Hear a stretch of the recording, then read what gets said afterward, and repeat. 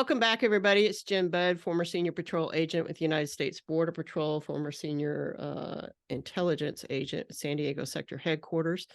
And today with me is a very dear and close friend of mine. I love this man. He has taught me so much. He has helped me in times of stress. And he's just one of the most important and beautiful people I have ever met in my entire life.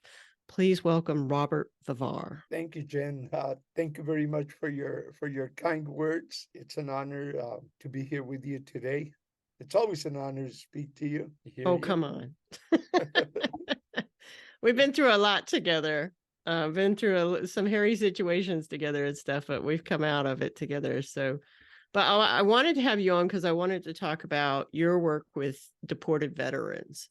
So, can you describe to the listeners and viewers who you are and how you got into this line of work? Actually, I was born in Tijuana, Mexico, and at the age of 6, my family moved us legally to the United States. Typical childhood. Played sports, participated in service clubs, graduated high school, landed an incredible job at LAX, got married, had a couple wonderful kids, worked for many years in the airline industry, and then I ended up a few years later getting into trouble and ended up losing my legal permanent residence. I got deported. I still ended up getting deported while I still had a pending appeal. And most people may think that how terrible.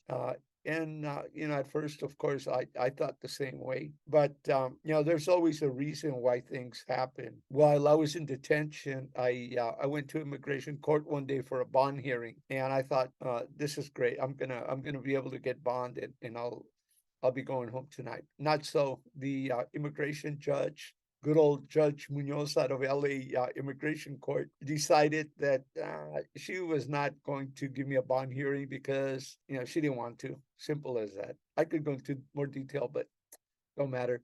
So I came back to the detention center and laying on my bunk.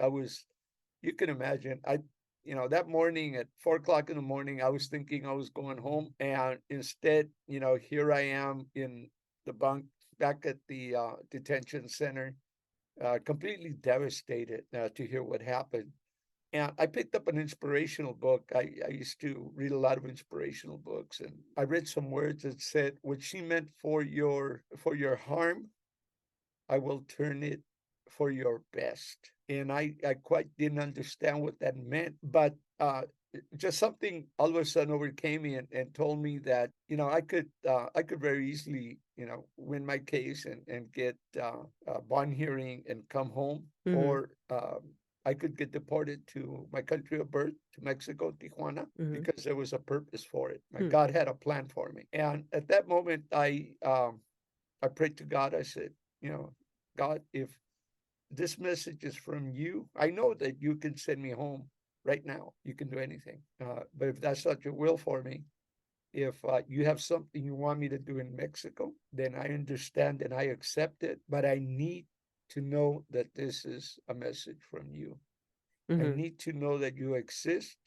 I need to know that you're in control. I need to know that you're with me. And right about that moment, I felt a tremendous shock through my body. Mm-hmm. I could have sworn that I was lifted off of my bunk, an inch or two.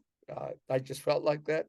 And after that, I had an incredible calm and peaceful feeling Mm. from the anxiety that just a few minutes before that I had suffered. I ended up getting deported on Good Friday, 2013. And again, people may think, "Wow, that was terrible." Actually, I think it was a blessing because that was part of a journey that I needed to be on. But about 6 months into my deportation, I started having some issues with my own deportation and being away from my family and so forth. So I started searching for something to fill that void. I thought, well, one of the things I said I was going to get closer to God in church, and I wasn't doing it. So I started looking for a church that would meet that need. Coming out of church one day, I saw a sign said "Deported Veterans," and I walked in. the gentleman that had just opened that office like 2 days prior was sitting there, started talking about, what the office was, what he was doing, what his goals were for that office. And I like what I heard. And even though I'm not a veteran, I have a lot of military family. Son just retired, Air Force, Air National Guard, grandson, active duty Marines, two brothers, Army veterans, one combat, Vietnam veteran. My partner's son, two-tour Iraq combat veteran, Purple Heart recipient. So even though I wasn't a veteran, I was deported, a lot of military family, and I said, this is something I've gotta get involved in. I started getting involved with helping deported veterans because I saw the need for them to be helped in integrating into their new life in their country of birth, so they could be productive members of the community. But in the same fashion, I was introduced to another group of people that were mothers of U.S. citizen children living in exile in Mexico. Mm. And that also was something of great interest to me because when I got deported, I ended up leaving, of course, my grandkids behind, and in particular, two granddaughters that were living with me, my daughter and my two granddaughters. And these two little girls, I helped raise for the first couple of years of their life. So when I got deported, I mean, you tore two pieces out of my heart when that Yeah. occurred.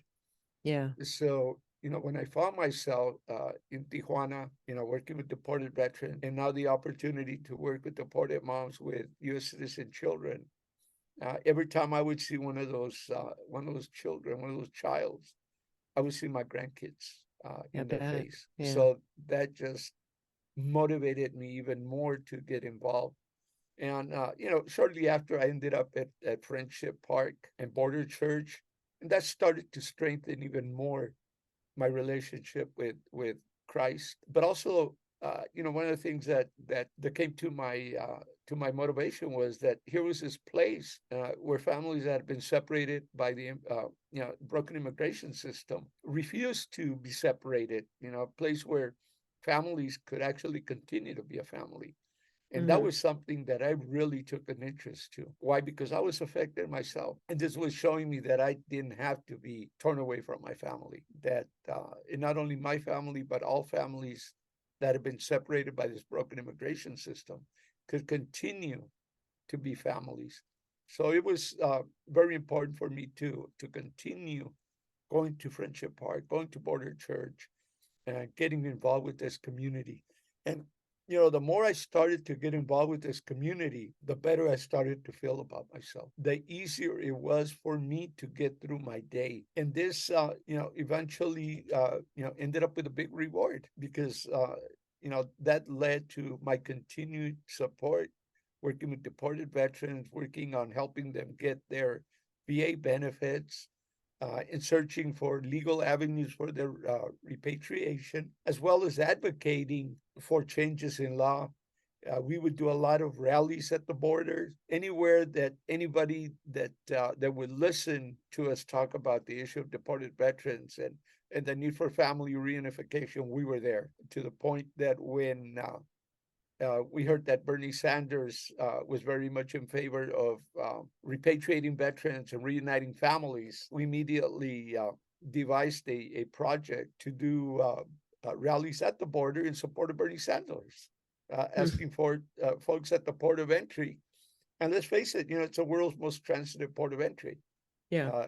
Over 100,000 folks cross that port of entry every day. So it was an opportunity to reach a nice wide audience, asking for their support of Bernie Sanders, so that Bernie can get elected president, bring our deported veterans home, and reunite families.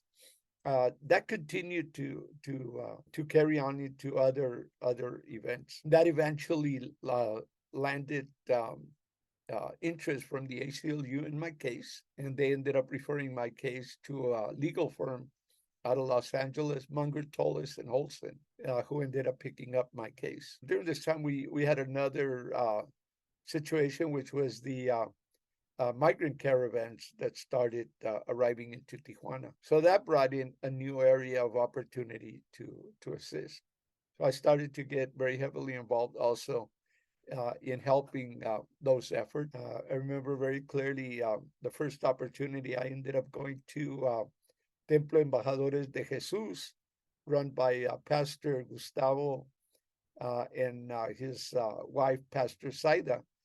And we walk into the shelter, and you could not even step on the floor of this huge church because it was covered from wall to wall with mattresses of folks that were fleeing persecution, that were being housed there waiting to apply for asylum at the port of entry. And shortly after that, I was approached by our friends at Veterans for Peace, who I had met prior in the prior deported veteran office. And they mentioned they were opening up an office right at the port of entry if I wanted to join them. And I had always wanted an office at the port of entry because it was an opportunity to intercept veterans that were being deported That's the to place to assist. be. That was the place to be. So I came on board and continued the work that I had started with at the other veterans center. And for several years we continued the advocacy and doing certain actions. Sarah Jacobs was running for Congress, and she was also a supporter, wanted to bring deported veterans home. So, again, we took to the border and rallied for her, done phone banking for her, and she ended up getting elected. So that was great.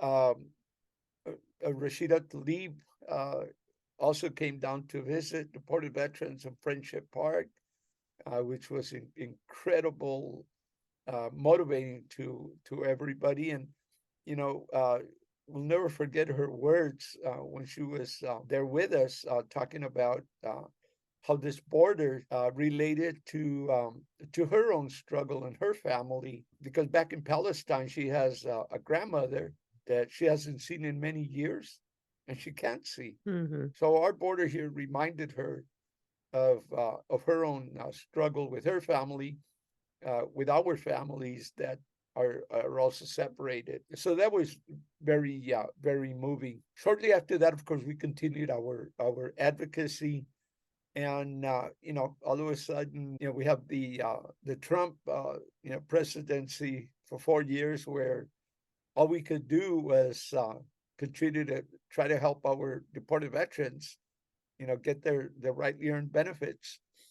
We knew that legal wise it was going to be very difficult to push any kind of legislation forward to bring them back, even though we knew that there were several pieces of legislation that were being introduced, but we knew that that was going to be an uphill battle. And fast forward a little bit, the new presidential campaign, about to kick in, and President Biden starts talking about some of his campaign promises of repatriating deported veterans and reuniting families also, and so forth. So we were excited. Right. However, once elected, we didn't see any real action as far as those 2 points. So between two PhD majors, Elizabeth de la Cruz Santana of UC Davis and Jenny Martinez from Oregon State University, we decided that we needed to launch a campaign to remind President Biden of his campaign promises. And therefore, we created the Leave No One Behind mural project. And the scope of the project was to install murals across the country, and at every installation, do a press conference and a call to action asking our elected officials and the public to contact President Biden and remind him of his campaign promises to bring deported veterans home and to reunite families that had been separated by the broken immigration system. For a while, we didn't really see a whole lot of action being taken. And then on July 2nd, 2021, we heard the news that President Biden had issued a executive order directing the Department of Homeland Security, Department of Defense, and the VA to create an initiative to review the cases of deported veterans and bring home those that had been unjustly deported. You can imagine the excitement. This was on July 2nd. 2 days later, we were celebrating, the 4th of July. So, July 4th of 2021 was really a cause for celebration I for bet. deported veterans. Were you guys down on the beach in Playas at We were Friendship down on the Park? beach in Playas. We had a big 4th of July celebration with a cake. That's awesome. It was great. It was an opportunity to lift the spirits of the men that, there was hope that Yeah. they may be coming home. So I think maybe a lot of people don't know. I didn't even know until I was a Border Patrol agent for probably about a year, and I was doing a bus inspection on the I-8 checkpoint. And there was a young man, Latino man, who gave me his green card, but yet he was wearing a military uniform. And I was like, what? you know? And so then I learned, okay, you can serve in our military and not be a citizen, and that is a way to get your citizenship. But unfortunately, the people who are not citizens that join our military are forced to do the same work that regular citizens in our military do, and they're exposed to traumas and things like that. So just like our regular military guys, we have understanding, and we have programs and stuff when they get into trouble, when they get out of service, and we try and get them back on track and deal with their traumas and so forth. But unfortunately, if you didn't get your papers done in time, then that trouble that you get into ends up getting them deported. And so we have a lot of people, right, that are combat veterans that have served this nation honorably that have been removed from their families and deported. Is that correct, Robert? That is correct. And when they ended up getting in trouble, their legal residence was revoked. Many of them were promised citizenship just by enlisting. Mm-hmm. They were told you don't have to do anything. When you take the oath of enlistment, which is very similar to the oath of naturalization, Mm-hmm. you automatically become a citizen. And of course, far from the truth. That was not true. Many of our deported veterans actually applied for their citizenship, and because they got deployed or they got sent to another base, their paperwork never followed them, and they were never given that final interview that would have rendered them their citizenship. And when you exit the military, the last thing you're going to be asking is to continue doing paperwork or interviews. You want to get the heck out of Dodge. Yeah. You want to go home and redo your life. And, one thing you mentioned that is very true is that, and there's no mystery, there's no hiding it. Veterans run afoul of the law. Yeah, You we know, all do. when they come home and, first of all, they're coming from a very structured lifestyle, the military. They Mm-hmm. come home, they don't have that structure anymore. They have to build their own structure. And when they have trouble integrating back into civilian life, they resort to what they know best how to do: self medicate, Yeah. alcohol, and Yeah. many occasions drugs, many of them domestic violence. Mm-hmm. After all, what is it that you're taught in basic training? You're Yeah. taught to be aggressive, you're taught to be violent, you're taught You're to taught to kill, be a killer. you're taught to be a killer. And Yeah. when you come home, who helps you turn that off before you integrate back into civilian life? Nobody. Nobody. Nobody. You come home with all that energy, with all that adrenaline in you, and when you have trouble integrating, when you have trouble creating your own structure, that's where it's displayed. The difference is that if you're a citizen, you can go to veterans court, you can go to rehab, you pay Mm-hmm. for your mistake, and you go home to redo your life with your family. If Mm-hmm. you're a non-citizen, you're not afforded veterans court, you're not afforded rehab. You get put into removal proceedings. You finished, you paid for your mistake, you done your time, paid your fines. Now you're going to pay again by getting put in immigration detention, awaiting to be seen in immigration court. So you're Mm-hmm. being jailed again. You're Mm-hmm. imprisoned again. Many of us consider to be double jeopardy. But then you're exposed to paying 3 times, because now you get deported to the country you were born in, which in many occasions is a foreign country because you left at a very young age. Many Right. deported veterans don't even recall living in that country they were born in. You end up paying 3 times. triple jeopardy, not even double. And that's the injustices that we need to look at. We need to look at the root cause of this behavior, and take a responsibility on the cause of that behavior also, not just throw the whole responsibility on the veteran. Like you said, many of them are combat veterans. They were in combat. PTSD is very real. I lived in Tijuana for around 9 years. I got to witness the struggle of deported veterans with severe PTSD, combat PTSD. Even now that I've come back, that I've been allowed to come back to the U.S., I still get calls on occasions from veterans that are struggling with PTSD, that contemplate taking their life. Yeah. I can't tell you how many calls I would end up getting in the middle of the night, uh, with that kind of an issue, that they were at their peak where they didn't want to live anymore.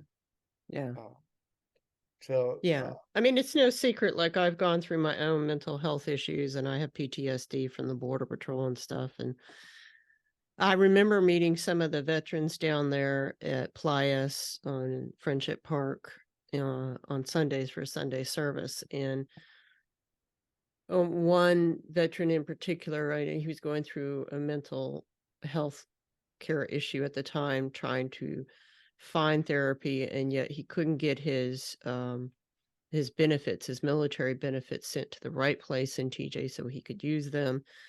And I know how that feels when you're in that moment and you're spiraling, and it just feels like every little thing is just too much. And so you can imagine, like, when you're in the military and you get in out of the military and you're trying to adjust to society, and especially the majority of them are young men, you turn to whooping it up and drinking and drugs and whatever to deal with things, like you said. And then you throw this on top of it. Like, at the time, the last thing they want to think about is filling out their citizenship papers. They've lived their whole lives, you know, being legally admitted permanent residents. It can wait another day, kind of thing. And then boom, the next day, ICE exactly. picks you up or something like that. It's so funny to watch the Border Patrol and CBP, because they always talk about how so many of their members are former military, how much they love the military, and they go on and on, but they never admit that they readily deport military. So, and they will not admit that these deported veterans are the same veterans that we stand out at parades and wave to, and that we're supposed to support, and this and that. But somehow, no, those veterans are different, just simply because they don't have a piece of paper. They've served just like the other veterans. They've done everything that they were supposed to do. And then in their time of need, we abandon them. And oh, by the way, let's kick them into another country that they may not even know or speak the language of. It just it astonished me when I first went down to visit you, and see how many there are, and just how desperate they are to get back into the United States, and heartbroken. Very Um, desperate. and for a lot of them, the only way they get back into the United States is in a coffin. Isn't that right? Yeah, and I'm glad you mentioned that, because right now, right this moment, regardless of the crime that they committed that got them deported, right this moment they could come back across to the U.S., but only in a body bag or in a casket, to be Mm-hmm. buried with honors at a national cemetery. It's just ridiculous. It doesn't make any No, sense. you can't live here, but But you can we'll come back bury your when you're dead dead, ass and we're here. gonna honor you with an honor guard and a flag draped over your casket, and we're Oh gonna my fold gosh. it, and we're going to give it to your loved ones. Oh my gosh.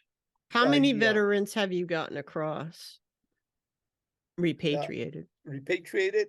Well, the immigrant military members and veterans, deported veteran coalition that we have formed, Mm-hmm. that works with INVETS, which is the collaboration of Homeland Security, Department of Defense, and VA. Through that effort, the last number was 85 deported veterans and military family members that have been allowed back in. And that's through Wow. that initiative that President Biden um, issued an executive order for that created the Immigrant Military Members and Veterans program. And we were very fortunate that Unified U.S. Deported Veterans Resource Centers to be one of the members of the coalition, one of the original stakeholders when this initiative began. So we got very heavily involved with the folks with their team, and continue to be very heavily involved with them. As a matter of fact, I was very fortunate myself because when my case ended up at the California Supreme Court, it was the work of my attorney team, along with the director of the program, Debbie Rogers, that they worked together to be able to reopen my immigration case and cancel my two deportation orders and restore my legal permanent residence, so that on Veterans Day, November 11, 2021, I was able to return legally through that port of entry to the United States. To me, it's a very significant date because my son, being active duty, it was like the best Veterans Day present that we could both receive, him and I. Uh, but to me, it's very significant because actually I was the first. I could be wrong, but I don't think so. I think I was the first person that was repatriated under the creation of this initiative. Really? That does mean something then on many different levels. Uh, So, are there any bills going through right now or anything that you need people to know about to support getting our deported veterans repatriated and support for them? Yes, as a matter of fact, there is a bill that is pending right now that we need your support. The only way that this can happen is with your support. This initiative I've been talking about is just an initiative. We need it to be made law. And what I'm talking about is the Veteran Service and Recognition Act, HR 4569, that was introduced by Congressman Mark Takano. This piece of legislation in the prior Congress actually made it onto the House floor and passed the House.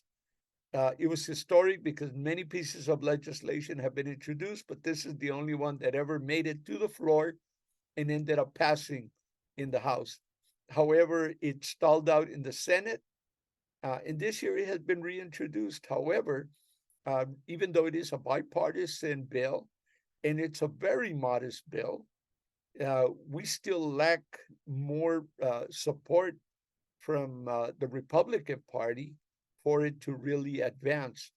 And the only way that we're going to get support from the Republican Party is that if you, as a constituent, pick up your phone, and not even pick up your phone, but email in writing your congressional and senatorial representative and urge them to sponsor or co-sponsor or support this bill. This is a bill that, if you take time to read it, is a bill that is all a win-win situation. It does not put a congressional representative or a senatorial representative in any kind of bind with creating some kind of controversial issue. If we say we support veterans, we need to say it with actions, not words. What this bill does is two things. Number one, it provides an opportunity for service persons that enter the military to begin their naturalization process from day one they enter military service. So by the time they graduate basic training, they will have graduated as a U.S. citizen. The Air Force has started to do this. Just recently, they had a graduating class. In front of the graduating class, they paraded 25 airmen that were receiving their citizenship. at the time they were receiving their certificate of basic training.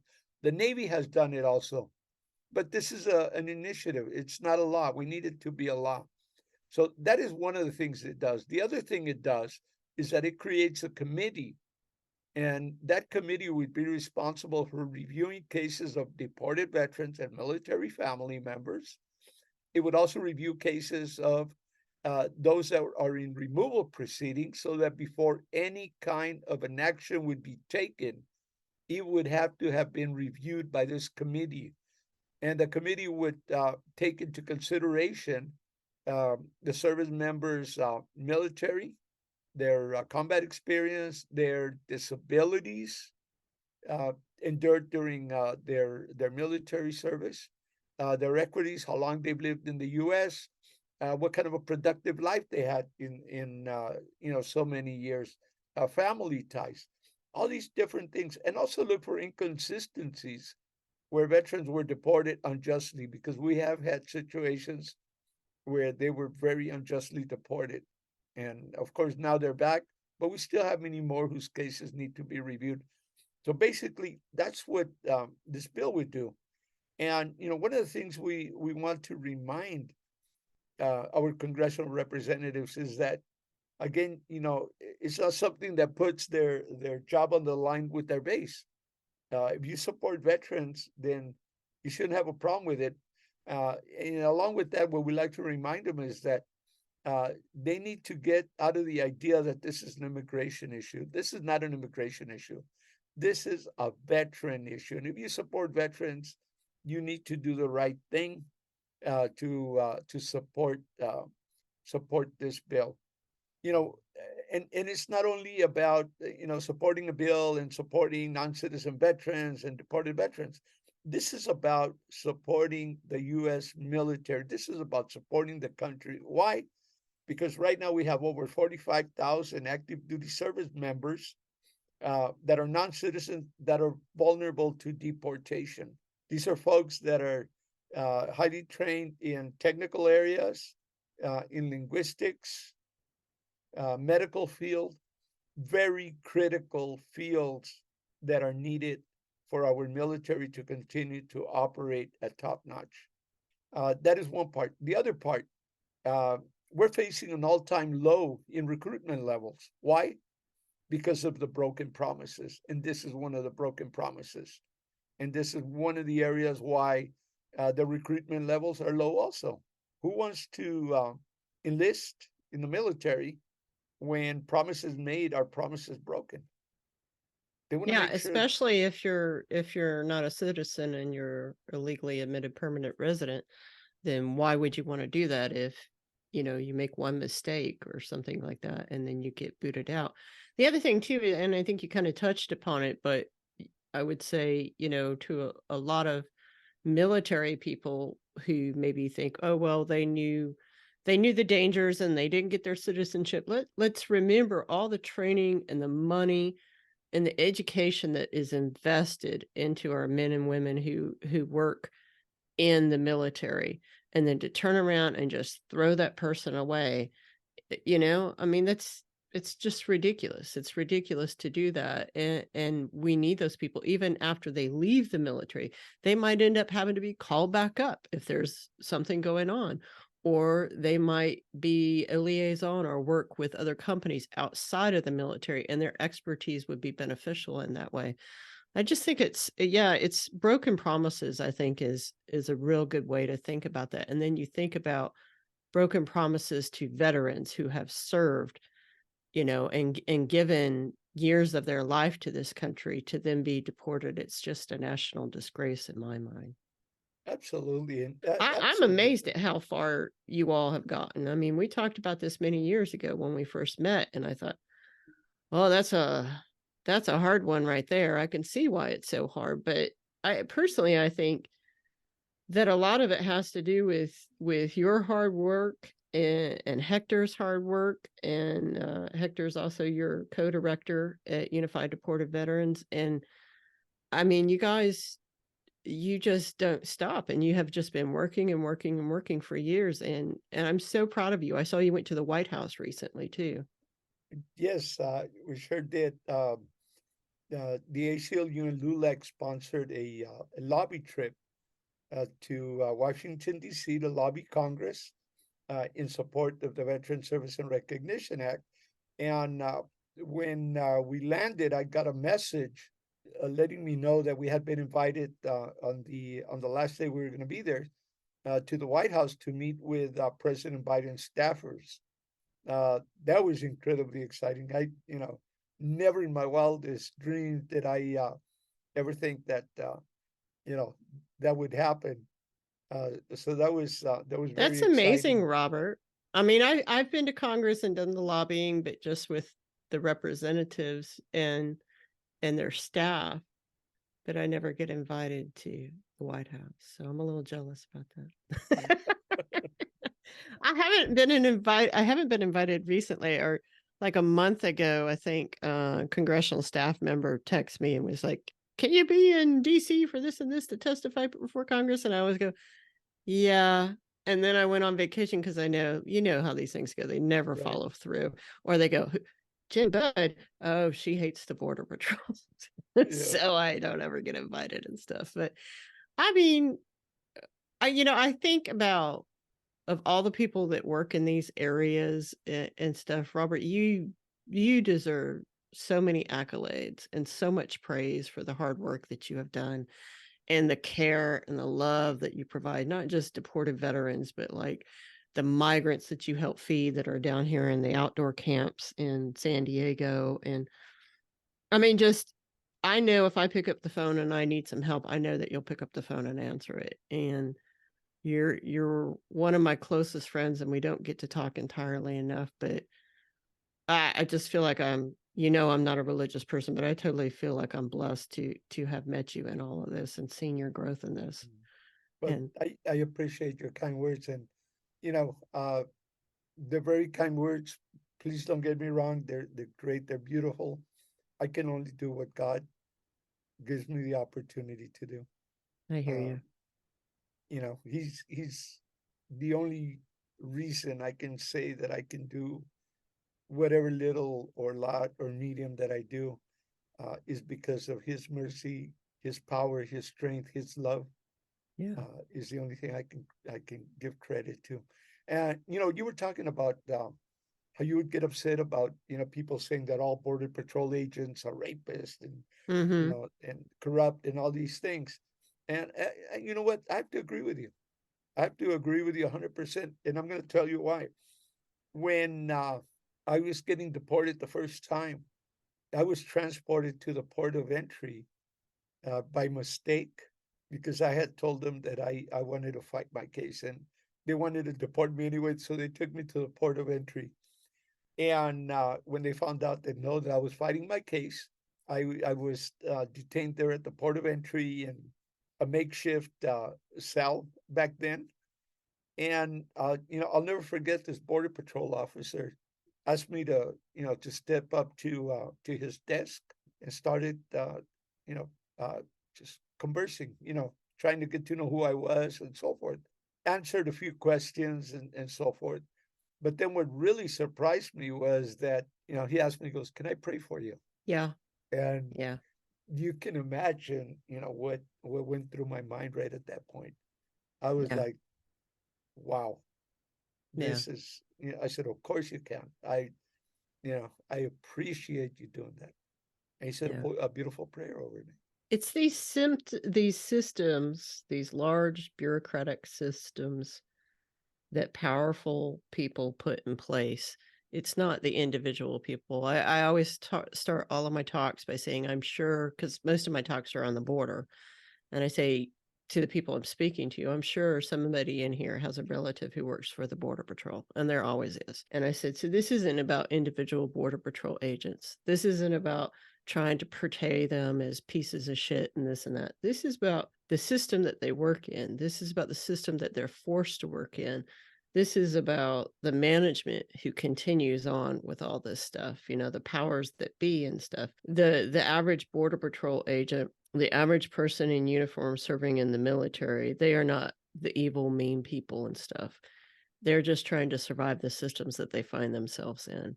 And most people join those organizations wanting to do what The they have right been thing. taught their whole lives is the right and honorable thing to do to serve your country. And then they realize maybe their country's not been as honest as they thought it was. And so, we all get trapped up in these systems, and it just depends, I suppose, on how we handle it or what we choose to do with the education we've gotten from being in those systems once we get out. Well, I want to thank you for joining me. I know we were trying for a couple of weeks to make this happen. There was all sorts of chaos and everything, but Yes. I just wanted everybody to meet you and know who you are. How can people find you, the Unified Deported Veterans Group? You can go to our website, Unified U.S. Deported Veterans Resource Center,